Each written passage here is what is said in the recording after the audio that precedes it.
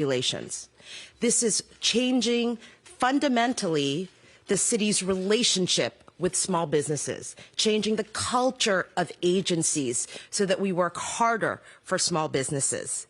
This is about making sure that we give small businesses the room and the freedom to propel our economic recovery. This is about making sure that we make good on what I know to be the mayor's commitment to ensure that New York City is the best place in America to start and to run a business. And then, of course, as everyone knows, this is ultimately about getting stuff done every day of this administration. And so with that, I'd like to invite a number of partners to speak before we talk about the specifics of the executive order, which we're calling our Small Business Forward executive order. First, I'd like to invite our new Manhattan Borough President, Mark Levine, who has been a long-standing champion of small businesses, not just in this borough, but across the city. Thank Mr. Borough President. Deputy Mayor. Mayor, first of all, you're off to a rip-roaring start, and your energy and enthusiasm is exactly what the city needs right now. Thank you. Thank you also for appointing Maria Torres-Springer to be Deputy Mayor. That was a brilliant hire. We're very excited to work with you. And great to be here with one of the rising stars of the New York City Council in Chris Marte, who, of course, represents this area and is going to be a great partner. And to Joanne and Mr. Chen, thank you for welcoming us into your home. Mayor, thank you for signing this order here in Chinatown, a community that has been hit brutally hard over the last 2 years by the economic shock of this pandemic, by the loss of tourism, by the loss of in-person office work, and also by the horrible anti-Asian prejudice and xenophobia, which has been unleashed over the last 2 years. All of it has been felt in Chinatown, and so it is important that you've made a statement by being here for these executive orders. And what businesses like this need is for the city to be a partner, not an obstacle. And when it comes to inspections and health and safety, et cetera, it's got to just be about protecting the health of the public, not about generating revenue for the city. And that is the spirit that you're here to endorse today. And we're grateful for that, so that our city will be a partner for these small businesses, not a burden at a moment when that's exactly what they need from us. So thank you again, Mr. Mayor, and to all our partners here. I'm really excited for this announcement. Thank you.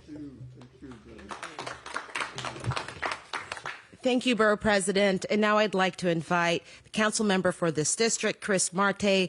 I know this is an issue that is near and dear to his heart. I understand that at some point in his youth, he stocked cans in the bodega owned by his parents. So welcome, and please, a few words from our council member. Hi, everyone. First, I want to give a huge thank you to Eric Adams for being here. Chinatown was the neighborhood that was first affected by COVID, and it's one of the communities that always feels forgotten by the last administration. So on this fourth day, to be down here, to have a major press conference, to sign an executive order to say, small businesses, workers, we have your back, is symbolic of what this administration is going to be able to do in this term. And so I want to say thank you again for that.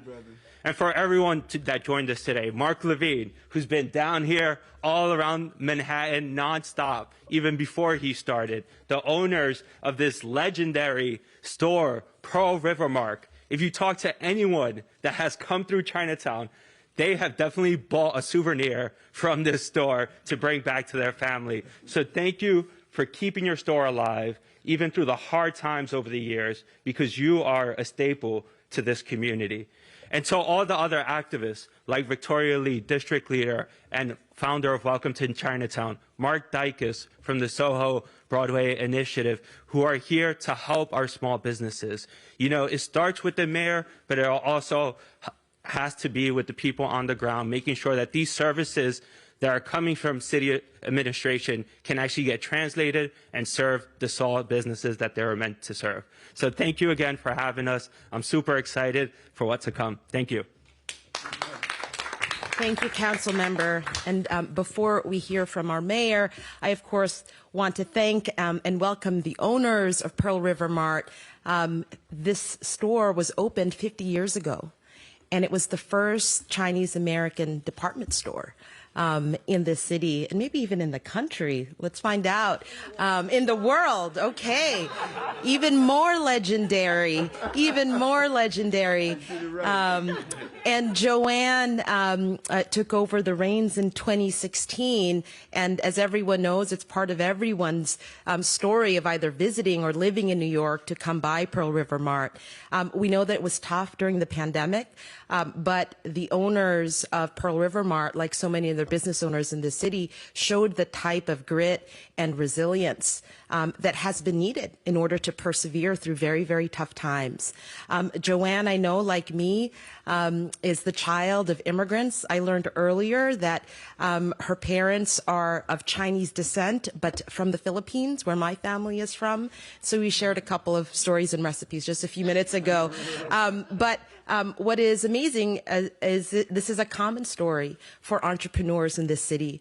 And what we are here to say as part of this new administration is that you are not alone anymore. Right. And we are going to take those early, bold steps to make sure that we don't just communicate with you or listen, but we actually make good on the promise and we follow this through until there is real progress and meaningful change on your part. So, Joanne, thank you and welcome.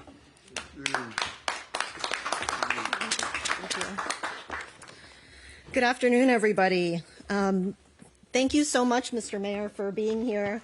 Borough President Levine, Councilmember Marte, and Deputy Mayor Torres Springer. I'm very excited to see a fellow Filipina in city government. And Mayor Adams, I just thank you for appointing so many women of color to high positions. So thank you.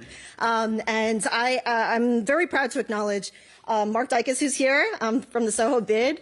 We have a whole timeline in the front because our store has moved several times, so you can check that out. But we were in Soho for many years, started in Chinatown.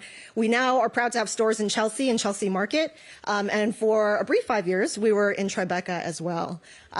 Victoria Lee, who is the founder of Welcome to Chinatown, who we have worked with since the pandemic began and was inspired to run to be a district leader in New York City for representing Chinatown. We're very happy to have you here. And I'm also happy to have Bob Lee here, who is, like my in-laws, Mr. and Mrs. Chen, a legend and a pioneer in Chinatown and in the Asian American community as the founder of the Asian American Art Center.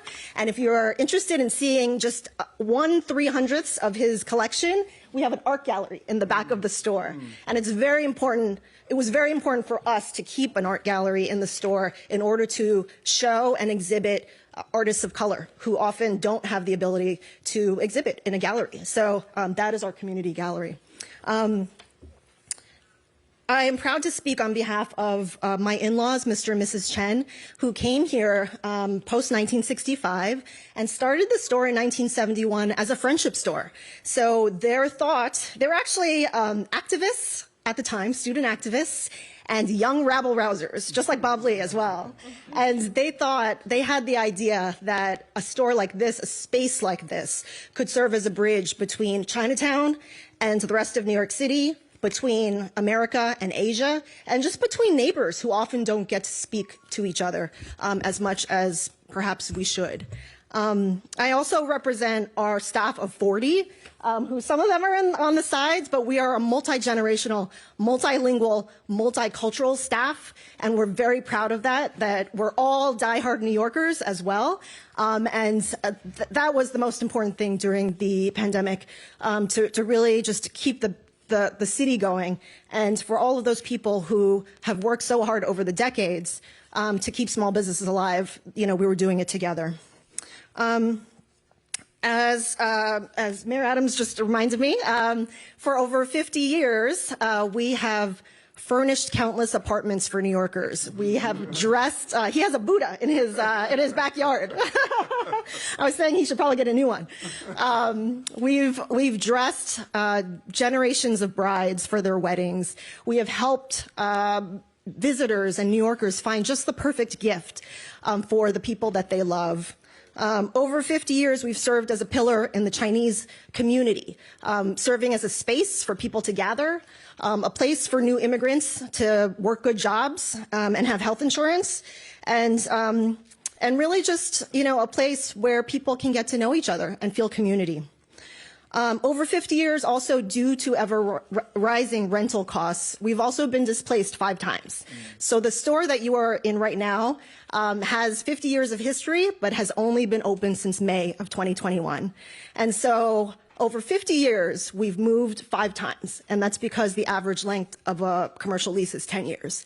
So each time, the Chens, through hard work and grit, have built up stores, served as neighborhood pillars by keeping the lights on, sweeping the sidewalk, deterring crime, welcoming neighbors. And each time they've had to rebuild over and over and over again. So for that, I really do applaud them. It's been 5 years and I feel tired. So 50 years is really amazing. So not all of us small businesses have made it the last 2 years, but for those of us who have, let me tell you, it has not been easy. Just the day-to-day, keeping the lights on, keeping all the paychecks coming, worrying about crime and rent. We're actually looking for a new warehouse right now because we're being displaced again.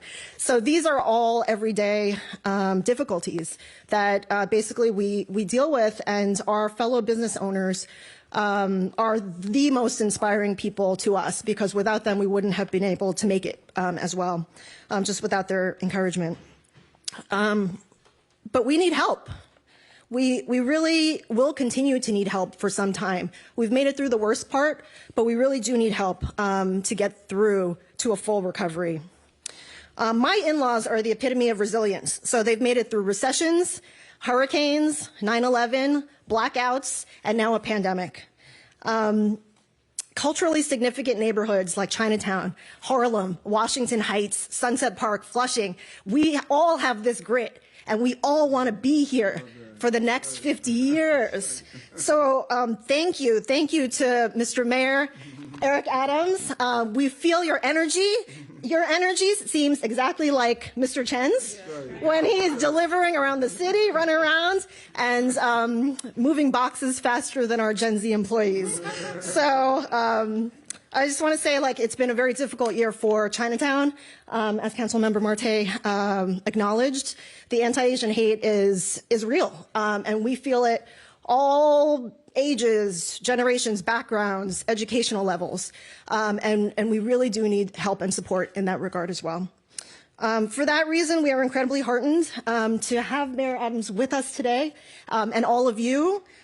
His enthusiasm for New York City is something that we share as well as lifelong New Yorkers, Astoria Queens in the house, and we're just so happy and hopeful for a new year. Lunar New Year starts February 1st. If you need anything, you know where to come. And a new administration and a new New York. So with that, thank you so much for visiting. It is my great honor to introduce the new Get Stuff Done Mayor of New York City, Eric Adams. I love that. I love that. Yesterday I talked about swagger, but now I'm talking about New York grit. People miss that, and I appreciate you as owners and activists and your commitment. You've helped me indirectly without even realizing it. During some real dark moments in my life, I walked on Broadway and walked into your store, and I bought a large Buddha that sits in my backyard, and I sit down all the time and meditate in front of that Buddha. So thank you. There's a lot of Eric Adams stories out there that purchased something here in the stores, more than trinkets and souvenirs. And to my amazing deputy mayor, you just continue to bring that energy.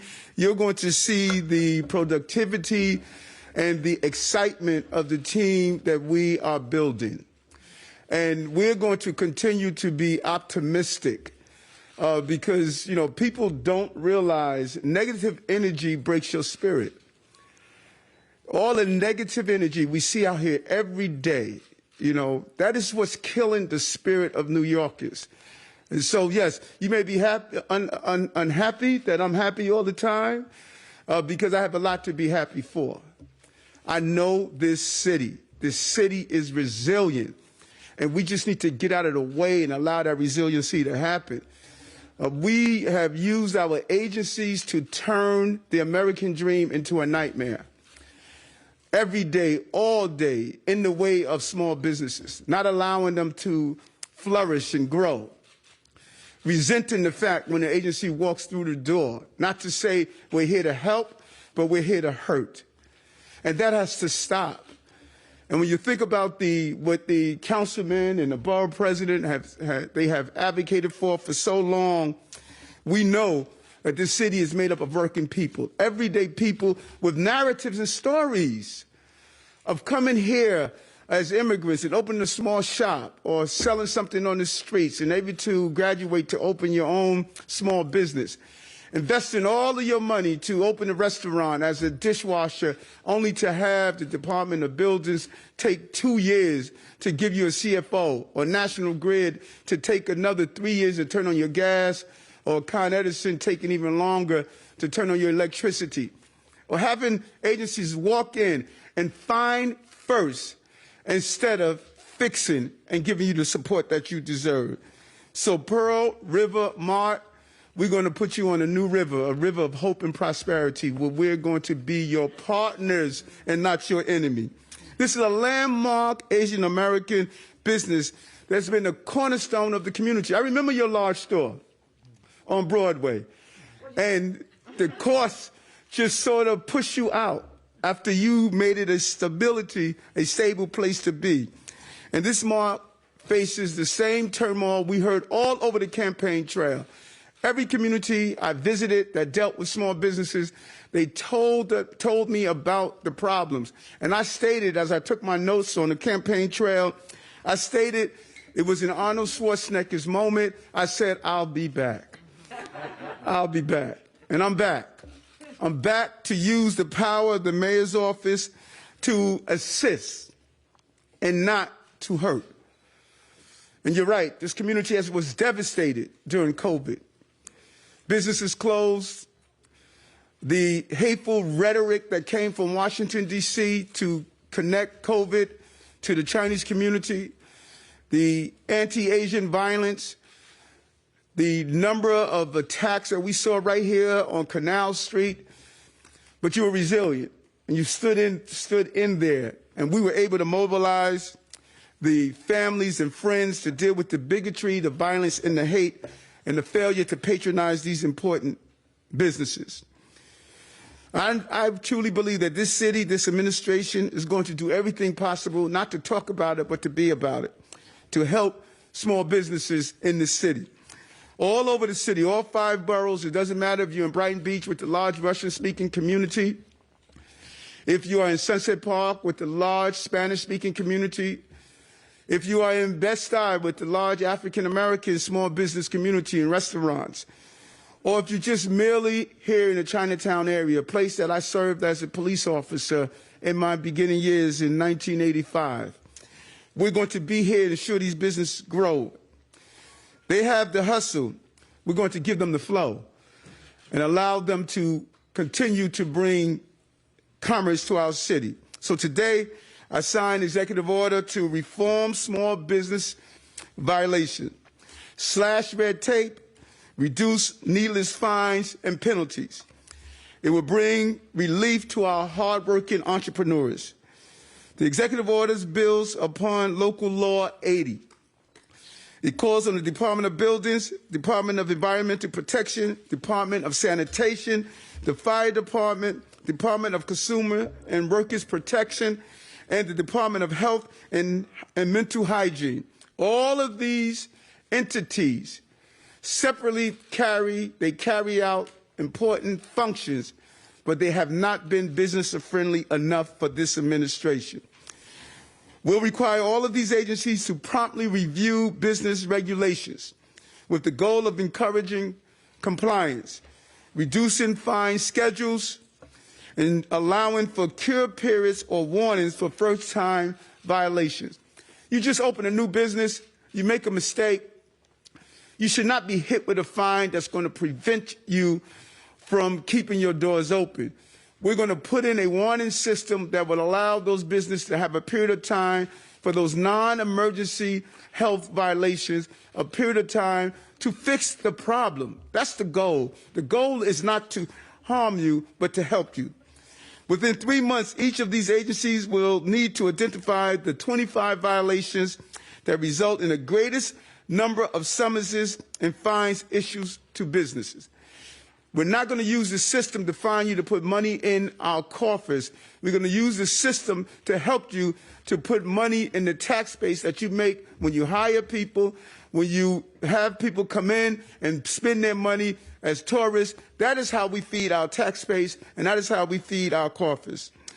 These agencies will then submit recommendations for which violations should be reformed through elimination, fine amendments, allowance of a warning, or allowance of a cure period for first-time violations, which is so important. The agency will submit recommendations about whether the violations are necessary. We have so many violations on the books that are no longer necessary. And we want to promote and ensure that they promote important public purpose. So the executive order also established an interagency working group in the mayor's office to evaluate the submission of each agency, to expedite decisions and put plan into action. And of course, the working group will be chaired by my amazing deputy Mayor Maria Torres Springer, and the commissioner of the Department of Small Business Services, Kevin Ken, one of the first South Asians to represent and lead that small business services. Small businesses are the heart and soul of our city, and we want to make sure that that heart continues to beat without us hurting and harming the small business of our city. The goal is to help keep each and every American dream alive in New York City by offering a helping hand to ensure compliance with necessary support. We feel not fines, but extra support is going to get us through this in a real way. We feel in a real way, fix it, don't fine it, support, don't destroy it. The pandemic sidetracked our reform so many times before, but we're now full speed ahead, and we're excited about the moment and the opportunities that's going to come with it. This is our time. This is our time to revitalize our city and bring the right energy and spirit that this city has to offer. During the 60s, a young man came here with his wife and opened a small shop. They brought the American dream and American spirit with them. They believed. They believed in who we are and what we represent globally and nationally. Today, we are going to ensure that dream continues for the next families that are to come and for businesses to continue to thrive in our amazing city. So I am signing this executive order with the same pride that I had when you signed your first lease. This is a new opportunity for us to move forward in the right directions.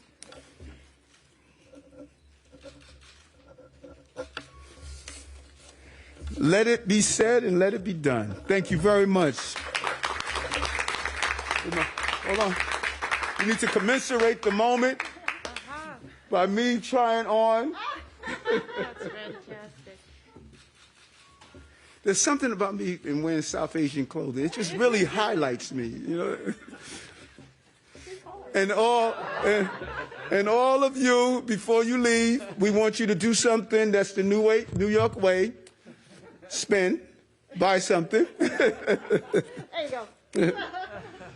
How does that look, Gloria? Mayor, please. Yes, we can.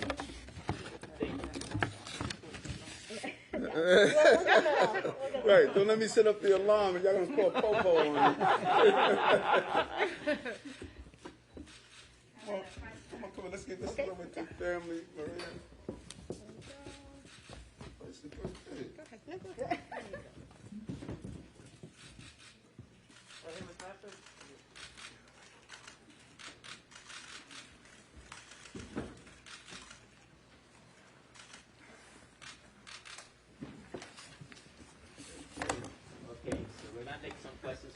Yeah, I'm stopping first. I'm coming. Mayor, on. Go ahead. A little bit more, Mr. Mayor, just a little bit in detail.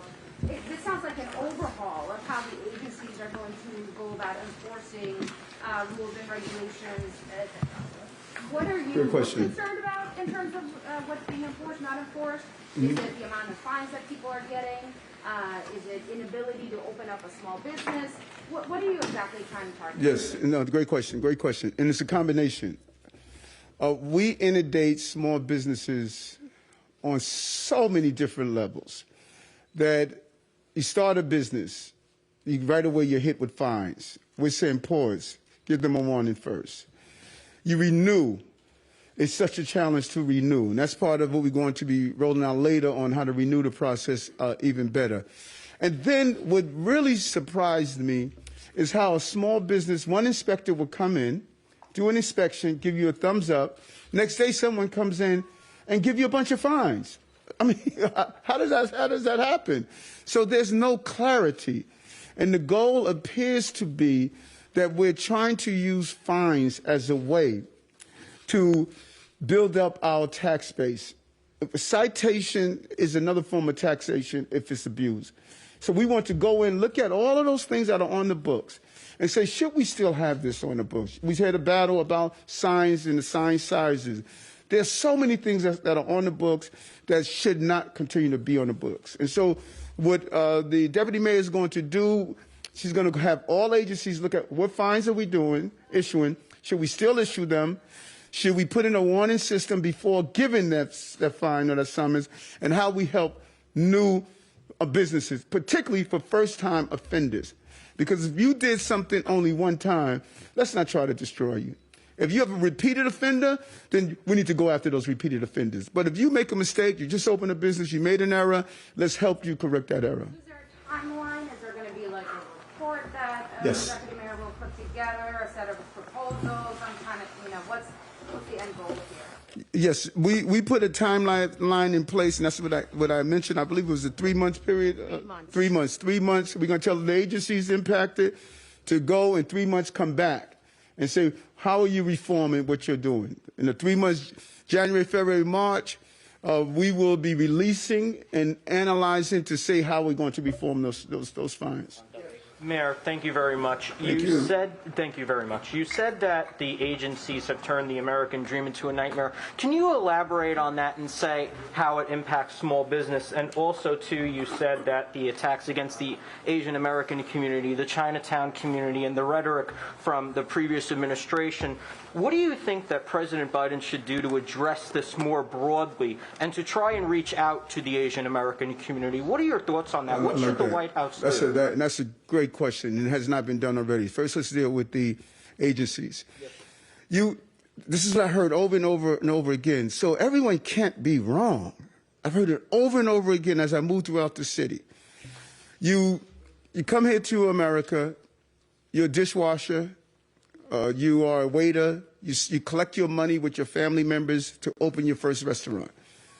You're paying $30,000 a month rent. National Grid would take 2 years to turn on your gas. You're still paying the rent. DOB would take 2.5 years to give you a CFO so you can occupy the space. Con Edison is taking 2 years. Or you build a hotel and you have to wait almost 3 years for FDNY to give you a sprinkler inspection. And so when you start to do an analysis and you're hearing this all over, it's obvious there's a disconnect between the city agencies and small business services. Small business services, they will come in and say, we need to get you up and operating. So someone did not give the agencies the memo. That's what we want to align. We want to align the mission of the small business services with all of our agencies. I'm no longer judging agencies on how many fines they issue or judging agencies on how long it took you to put out a fire. I'm judging you how long it took you to open a hotel, how long it took you to get Con Edison to come in to turn on the electricity. That's one. Let me finish this question. Second thing, the president. The president right now should stand up and say, on behalf of the American people, we apologize to the Chinese community. We had a president of the United States that called COVID the Chinese disease. He used term and hatred terminology. This is a big moment for our country, that we would never allow the Oval Office to be used to attack people in our country. And I am hoping that the president, I'm going to send him a letter today just based on your comment. I am hoping that he will say to the Chinese residents of this country that we apologize for what was said and what was done. We've turned people against the Chinese community during COVID. And what they did in all of that pain, we received over 200,000 in the Borough President office of PPEs from the Chinese community. In spite of no one patronizing their stores for the most part, in spite of the attacks, in spite of all of that, they said, Everett, we want to help you give PPEs to people in NYC because they didn't have it. They showed us what it meant to be an American. And the best thing we can do right now to use the highest office in our country to apologize for what Donald Trump did to this community. I was wondering if you or the deputy mayor can give us an example of a common violation. I think like one that comes to my mind is, you know, that restaurateurs, they despise the health inspectors and they feel that they go overboard. But at the same time, they're also trying to protect public health.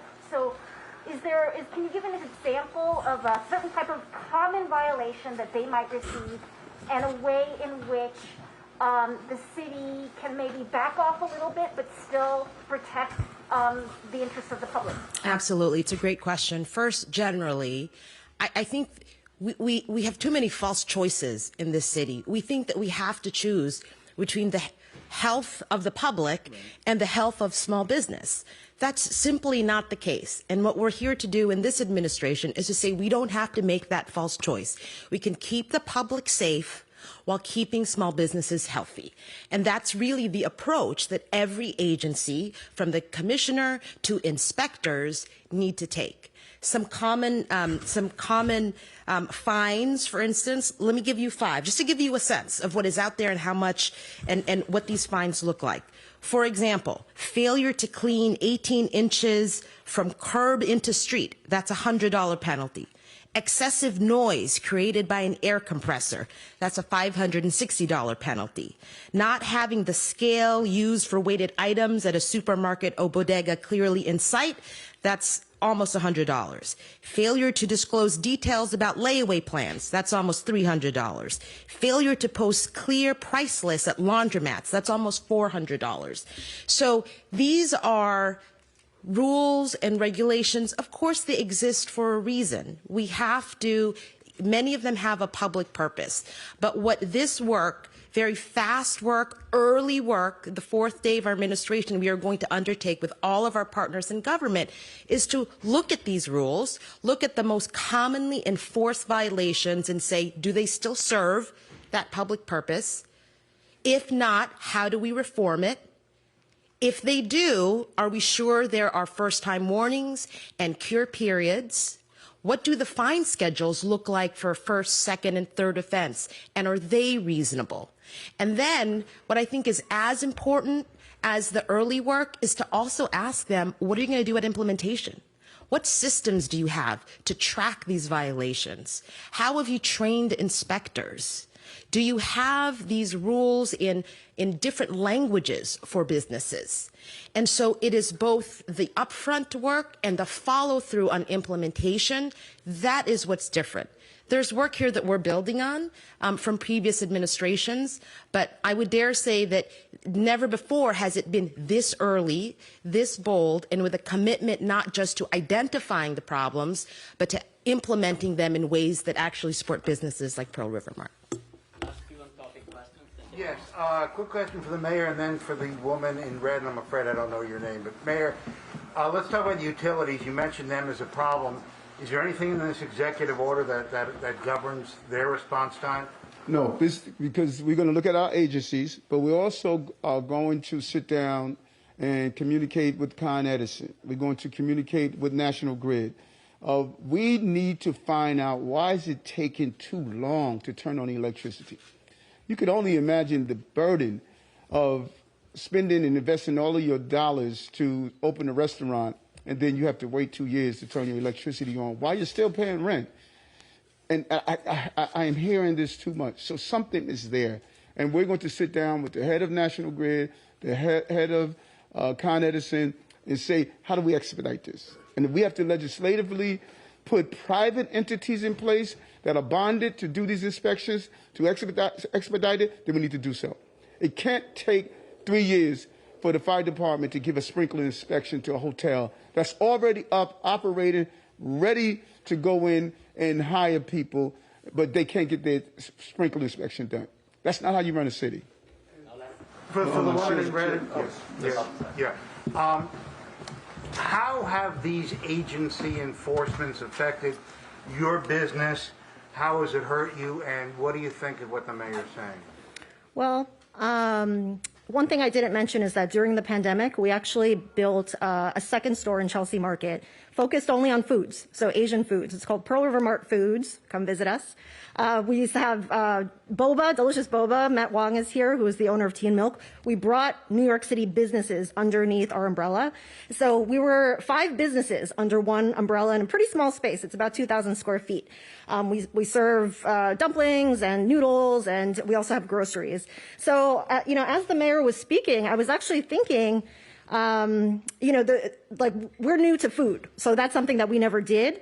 But the way that I created the store was totally kind of putting myself in knots, because everybody said you can't have a business with gas because it's going to take you a year and a half. So I thought, okay, let me figure out something else.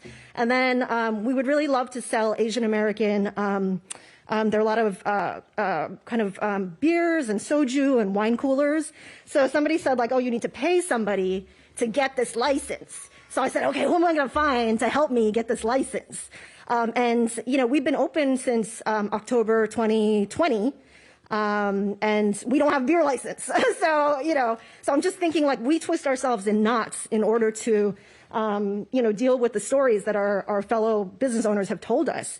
We did pass our Department of Agriculture inspection with the help of the city, who came to help and give us some tips.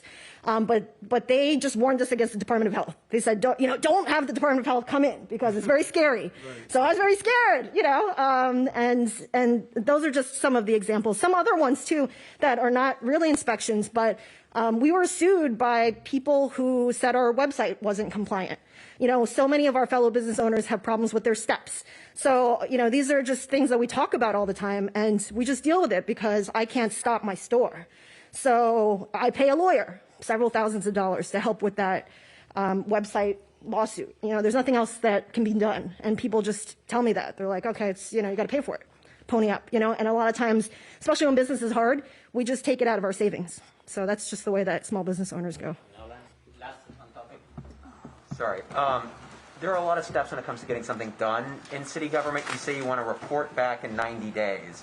But when do you actually expect to implement these changes, whether it's getting rid of the fines or reforming the process to create a warning system? What's the timeline for that? Is it June? Is it end of the year? What's the date? My target date is 3 months of March to come back with the information, and within the next 3 months be able to do the implementation. Because it should not take. So when we look at June, we should already be implementing what we put in place. There's a reason that we believe that we have to get stuff done. So March, come back with the report. June, we start the implementation. Are there any particular departments? I think you mentioned the buildings department as one of a particular focus. Are there any others that you guys? Yeah, I gave a list. Department of Sanitation. We had a whole list here that we believe are our usual guys and gals, correct? Department of Environmental Protection, Fire Department, Department of Consumer and Workers Protection, and the Department of Health and Mental Hygiene. And then just to sort of flip it on its head, if you will, because there are a lot of small business owners in the city who are small landlords, and not every landlord is a good landlord. The Public Advocate puts out a list of terrible ones every year. How do you make sure that bad landlords don't end up exploiting this new system to keep people living in terrible apartments for even longer? Unacceptable. We're not going to allow that to happen. And there should be a difference between those who abuse the system than those who are making errors for the first time. If you have a history, a pattern of abuse, not creating a good, clean, safe living and working space, you should be fined accordingly. But if you're just making innocent errors, mistakes that you can have an opportunity to correct, you walk into a restaurant and you frame your liquor license is in the wrong frame, that could open you for a fine. Instead of saying, put your liquor license in the right frame, we're going to come back for a reinspection, so you're not finding that business. But those who are abusers, we need to zero in on them and make sure that they're held accountable. Mayor, this morning a couple of times on CNN, you said, I'm not asking you about Michael Mulgrew. I'm clear on that. Is it a COVID question? Yeah. Okay, hold on. Can I have my COVID, let me get my other tie, yeah? We want to stay on message, I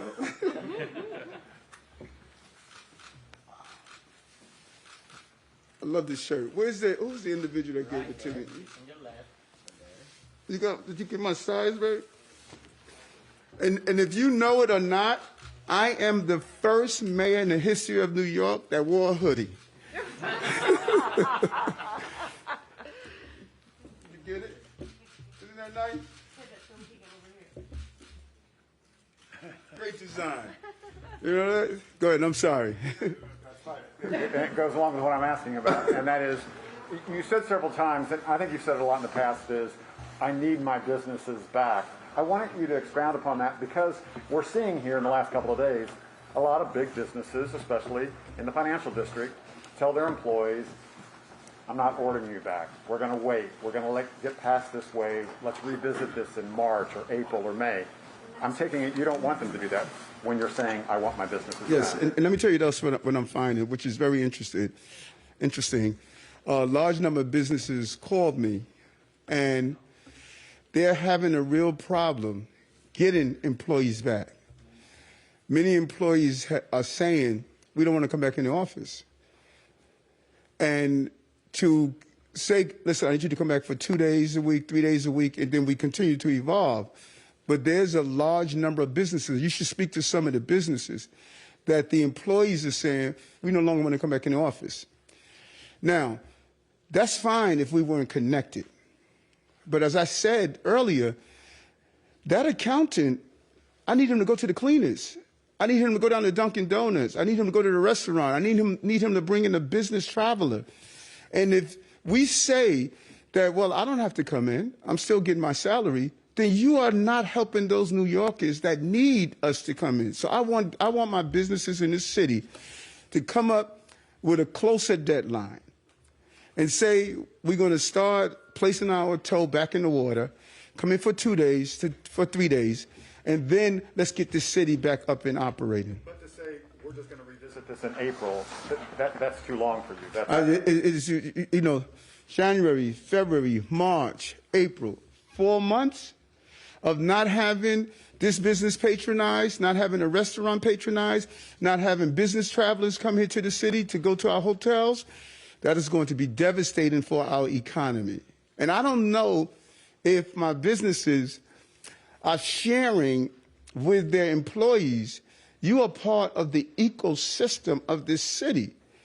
My low-skilled workers, my cooks, my dishwashers, my messengers, my shoe shine people, those who work in Dunkin' Donuts, they don't have the academic skills to sit in a corner office. They need this. We are in this together. And we should be saying to ourselves, if I remotely do my job, then that stock clerk is not going to be able to have the business he deserves. That's what I need us to understand. This is not a separate thing. To get through this, we have to get through this together. I need them to shorten the span. I need people back into the office. I guess this is actually on topic, but since the 1980s, I guess when you were a cop down here, there have been efforts for commercial rent stabilization, and there's been efforts in a commercial rent stabilization bill in the city council. Do you support a commercial rent stabilization bill, and would you sign it if it moves to the council? Devil's on the details. It's very important. We don't want to see long-time businesses displaced.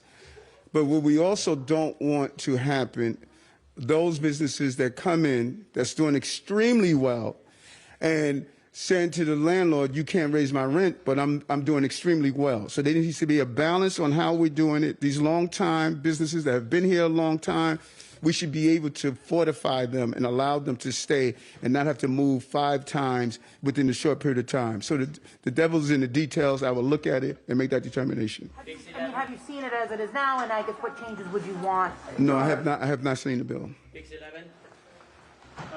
first of all, congratulations on your win. Thank you very much. Question on school staffing. Do you know, based on yesterday's numbers, how many teachers were out or how many subs were brought in to make the difference? No, I don't. I'm going to speak with the chancellor, who has been running around. I'm just really proud of David and what he is doing. We don't know the exact counts, but we do know this. There was only one school that closed, and today 0 schools closed. And we're excited about that. We're also excited about our coordination.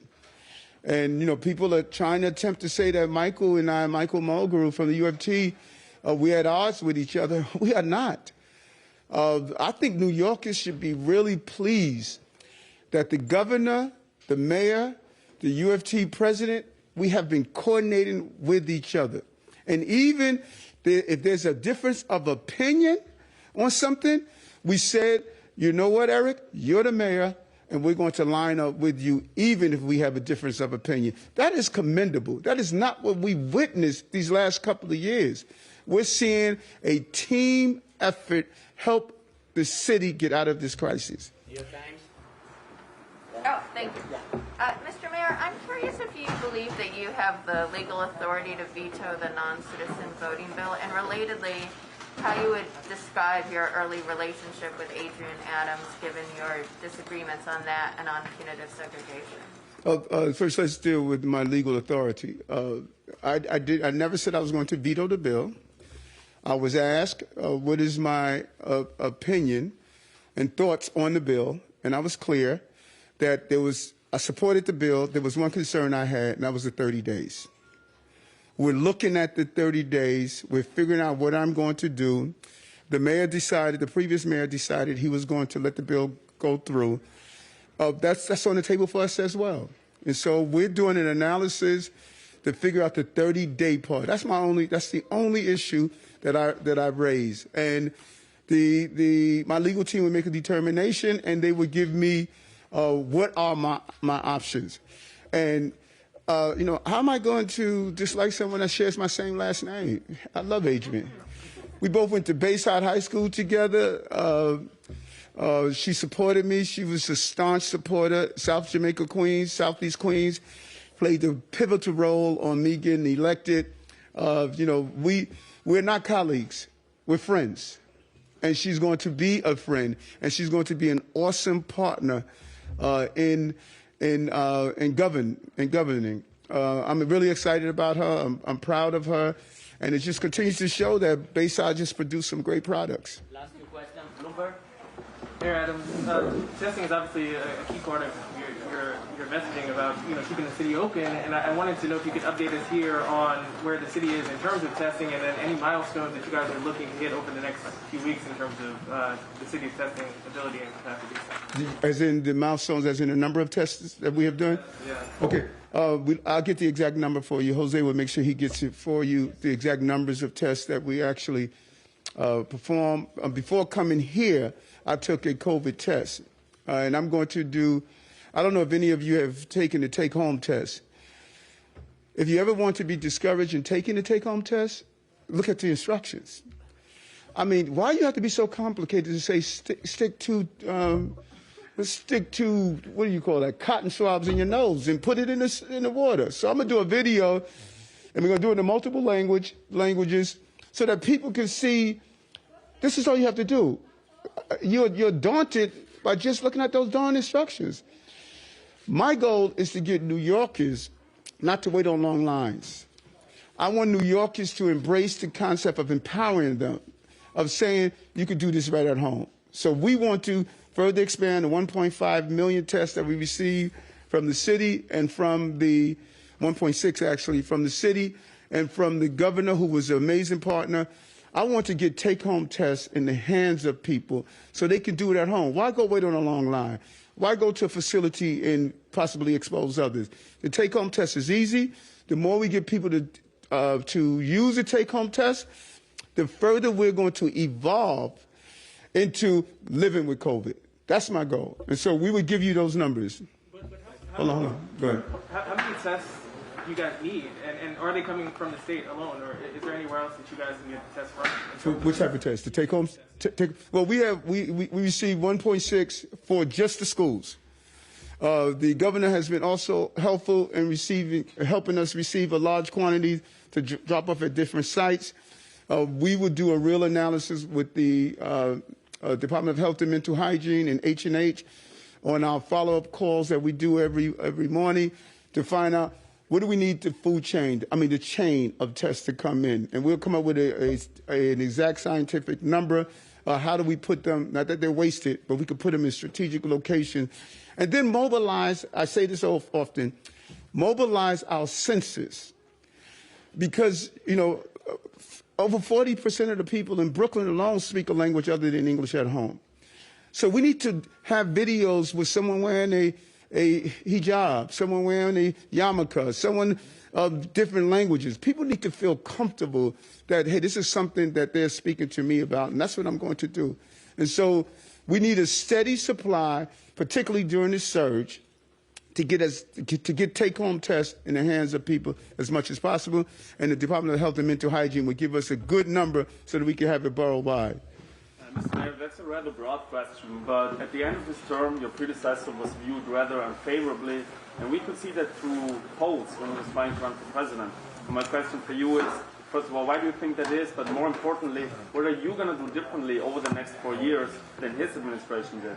Okay, I'm not sure what happened with Bill. Bill is the previous mayor. I'm not critiquing his term. I'm not responding to his term. I'm looking towards the future. And I don't know what the final analysis is going to be in 4 years of Eric Adams as mayor, but I do know this. They're going to say we've never had someone that worked as hard as us for our city. That's what I know, and that's what I'm going to do. I'm not in control of what people feel at the conclusion of my term. I'm in control of working my rear off for the people of this city, and I'm going to do that. Thank you, everybody. Mr. Mayor, Gloria always has one more question. You're talking about working your rear off. Yes. Some of the people working their rear off Yes. are those who are having to make up for staff shortages across the agencies. Yes. Can you give us any kind of update about where the city is at with people who aren't able to come into work, and how is that going? No, I do not. I do not have numbers. One thing, I thought it was a smart decision to shorten the period of time that people could come back to 5 days. I have been visiting precincts. I went to the 4 to 12 roll call yesterday in the 5th precinct. I went to the Dayton roll call today. I'm going to do a midnight roll call tonight, and I'm watching the offices that they were at a 20% sick rate, and I'm watching these offices. That's why I speak with them and engage with them. They say, listen, we're ready to come back. They're coming back within 5 days. So I don't know the exact numbers, but I know that when you call for city services, we have not had to turn anyone down. The city is stepping up. And we should highlight some of those employees that are coming back and just chipping in. New Yorkers are ready to chip in. And, this is a turbulent period. But, blame me or not, I just believe in the city. I just know how resilient this city is. And we're going to get through this. We're going to get through this together with the right positive energy. Thank you. Mr. Mayor, one more, if I might. You said earlier today that Alvin Bragg is on Team Public Safety. Yes. His sentencing memo bars his prosecutors from seeking sentences of life without parole. If you can't seek a sentence of life without parole, can you be on Team Public Safety? Yes, you can. I like Alvin. I believe he's a former prosecutor in the U.S. Attorney's Office. He was a great prosecutor. I believe that he's going to be a good district attorney, and I'm going to sit down and have a conversation with him as we build out what we need to do around public safety so that we're all on the same page. And so I think that he's focused on doing that, and I think he's on team public safety. Team public safety is not only handcuffs. Team public safety is also in the pipeline that turn people into career criminals based on certain action. And I want to understand what he's doing, and I'm looking forward to sitting down and speaking with him. I thought the real focus should be on what we saw today from D.A. Gonzalez. D.A. Gonzalez took down 3 gang crews, and he saw our city turn around crime in Brooklyn because of those 3 gang crews that he took down. And all of you who followed me on the campaign trail, I kept saying gangs and guns. And he showed you when he took down those 3 gang crews, the 4th one was today, he took down the people that was creating the gun violence in our city and Brooklyn. And Brooklyn is now a safer place. The charts were clear of the shootings going down after he took his action. We're going to duplicate that in the Bronx. We're going to duplicate that in Manhattan. We're going to duplicate that in Staten Island and in Queens. I said it before. The other candidates didn't get it. I kept saying it's gangs and guns. And we have a small number of people that are wreaking havoc on our city. And I'm going after them. So they better pack up, move, do whatever they need to do, because there is a new sheriff in town. Thank you, I got to bounce, man. My staff is going to beat Can you me up. clarify on the non-citizen vote if you are willing to veto it if your legal team tells you you can? I think I answered that. No, that's not mine. No, it's mine. Where's my? So you would veto it if your legal We team have it tells you outside. you can? Just to We have it clarify. outside. We have it outside, sir. I like that hoodie. Yeah, I like that.